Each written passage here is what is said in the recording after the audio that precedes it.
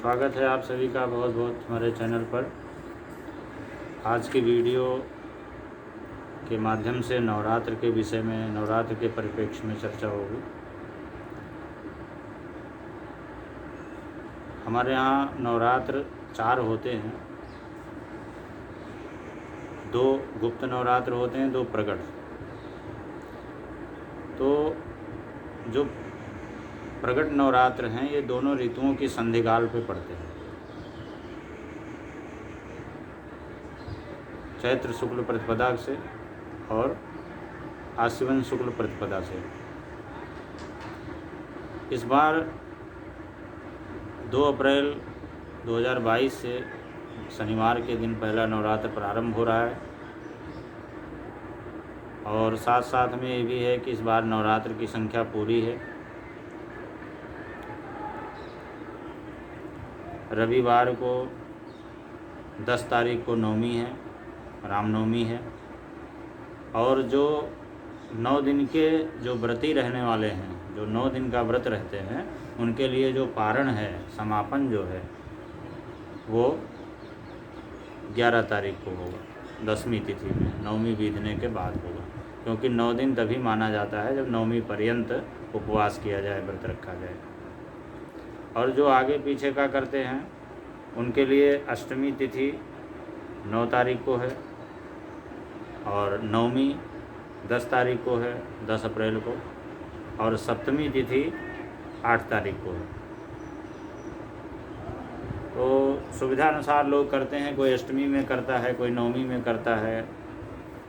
लेकिन अगर 9 दिन का व्रत संपूर्ण करना है तो ये शर्त है कि नवमी पर्यंत हमें व्रत रखना चाहिए और 10वीं लगने पे पारण उसका समापन करना चाहिए। इस बार नवरात्र से संबंधित कई सारे विषय हैं। इस पे पूजा कैसे की जाती है और इस बार के नवरात्र का फल क्या होगा, माता शक्ति का वाहन क्या होगा, किस वाहन पर आगमन होगा, किस वाहन पर गमन होगा, उसके अनुसार वो कैसा रहेगा, ये सारी बातें हम आपको अंत तक आप वीडियो देखें।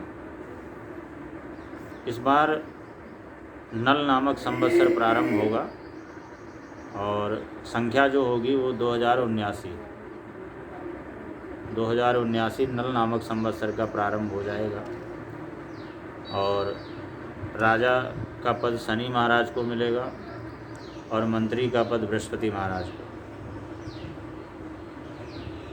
और इसी दिन से प्रथम नवरात्र माँ के प्रथम स्वरूप शैलपुत्री की आराधना होगी और 9 दिन पर्यंत 9 स्वरूपों की आराधना होती है।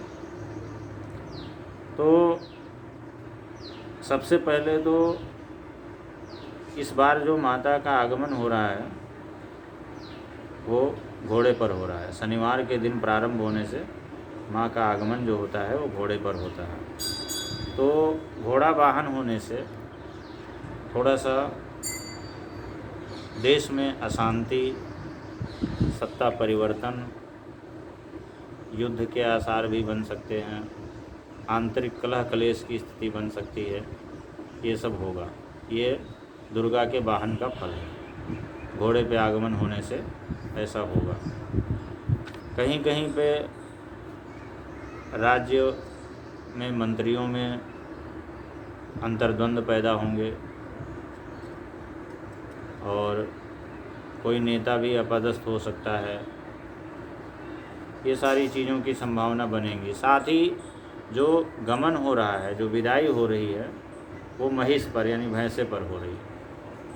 तो इस बार ना तो आगमन माँ का बहुत ज़्यादा शुभ है और ना ही गमन, क्योंकि भैंसे पर विदाई होना भी दुख, शोक आदि का कारण बनता है। तो जब इस तरह की कोई घटनाक्रम होगा तो जाहिर सी बात है कि देशवासियों को कष्ट होगा, तकलीफ़ होगी।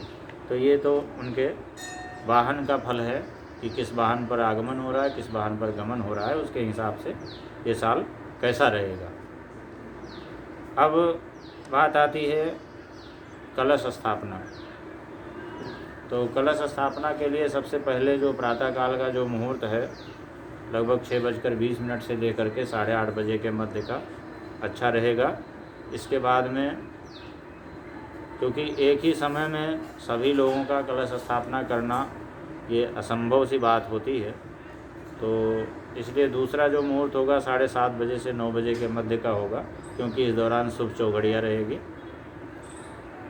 और इसके बाद में अगर कोई इससे भी वंचित रह जाता है तो दिन में 12 बजे से लेकर के लगभग 4:30 बजे तक, क्योंकि इस दौरान अभिजीत मुहूर्त भी रहेगा और अभिजीत मुहूर्त के साथ में चर, लाभ और अमृत की चौघड़िया विद्यमान रहेगी।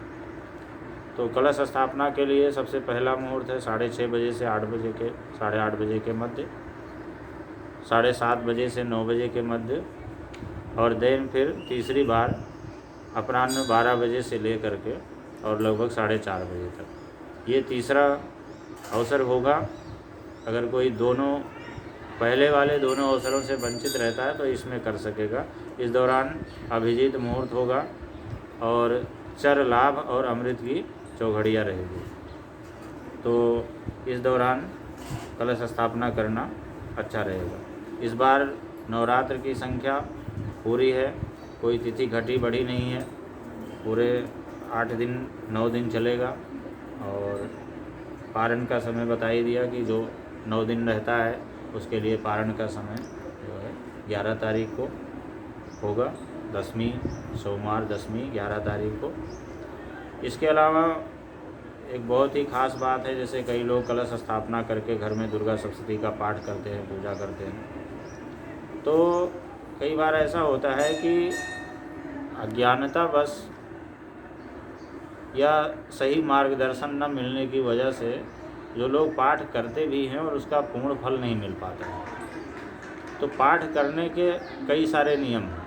वैसे तो कई पद्धतियां हैं, किसी तंत्र में कुछ लिखा हुआ है, किसी शास्त्र में कुछ लिखा हुआ है, बहुत सारी पद्धतियां हैं पाठ करने की, बहुत सारे नियम हैं। लेकिन फिर भी कुछ 2-4 ऐसे जो नियम हैं जो सरल हैं और ज़्यादा प्रचलित हैं। तो सबसे सरल और प्रचलित नियम ये है कि खडंग पाठ अगर दुर्गा सप्तशती का करना होता है तो कवच, अर्गला, कीलक से ले करके और एक अध्याय से पर्यंत 13 अध्याय तक, 13 अध्याय तक पाठ करना चाहिए। और इसके बाद में रहस्य का पाठ करना चाहिए, नवाण मंत्र और रहस्य का पाठ करना चाहिए। साधारण रूप से जो आमतौर पर प्रचलित पद्धति है वो यही है। लेकिन प्रायः ऐसा होता है कि समयाभाव के कारण जैसे लोग पाठ करने के लिए बैठते हैं और पाठ पूरा नहीं हो पाता है, तो एक और पद्धति उसमें वैकल्पिक रूप में दी गई है कि पहले दिन अगर पूरा ना हो सके तो माता के 3 चरित्र होते हैं। बहुत ही ध्यान देने वाली बात है। माता के 3 चरित्र हैं, प्रथम चरित्र, मध्यम चरित्र और उत्तम चरित्र। तो अगर मान लिया आपसे 1 से लेकर के 13 अध्याय तक एक समय में नहीं हो पाता है, एक दिन में नहीं हो पाता है, तो आप कम से कम इतना ज़रूर करें कि पहले दिन पहला चरित्र, और पहला चरित्र जो है वो प्रथम अध्याय है, और इसके बाद में जो मध्यम चरित्र है, जो दूसरा चरित्र है, वो दूसरे अध्याय से लेकर के और चौथे अध्याय तक है। यानी दूसरा, तीसरा और चौथा अध्याय मध्यम चरित्र हो जाता है। तो पहले दिन पहला चरित्र, इसके बाद में मध्यम चरित्र, और फिर इसके बाद में 5 से लेकर के 13 तक उत्तर चरित्र का पाठ करना चाहिए। तो इस तरह से 3 बार में 3 अवसरों में इस पाठ को भी किया जा सकता है, अगर कि कोई किसी प्रकार की असुविधा हो। वैसे तो नॉर्मल साधारण रूप से आमतौर पर वही पद्धति प्रचलित है कि दुर्गा सप्तशती में कवच, अर्गला, कीलक का पाठ किया जाए, न्यास किया जाए और 1 से 13 अध्याय तक पाठ किया जाए। इसके बाद में तीनों रहस्य का पाठ, नवाण मंत्र का जाप किया जाए। लेकिन अगर किसी असुविधा के कारण ऐसा हो सकता है, समयाभाव के कारण, तो आप पहले दिन पहला चरित्र प्रथम अध्याय और दूसरे दिन दूसरा चरित्र मध्यम चरित्र, दूसरा, तीसरा और चौथा अध्याय, और इसके बाद में तीसरी बार में तीसरे दिन 5वें अध्याय से लेकर के 13 अध्याय पर्यंत उत्तर चरित्र, उत्तम चरित्र का पाठ करना चाहिए। तो इस प्रकार से भी दुर्गा सप्तशती का पाठ करने से पूर्ण फल मिल जाता है। इसके अलावा अगर कोई और पद्धति अपनाते, जैसे कई लोग एक पाठ का रोज़ एक अध्याय का पाठ करते हैं, तो वो शास्त्र सम्मत नहीं है। तो इस तरह से इसको किया जाए तो करने से उसका समुचित लाभ मिलेगा। बहुत बहुत धन्यवाद।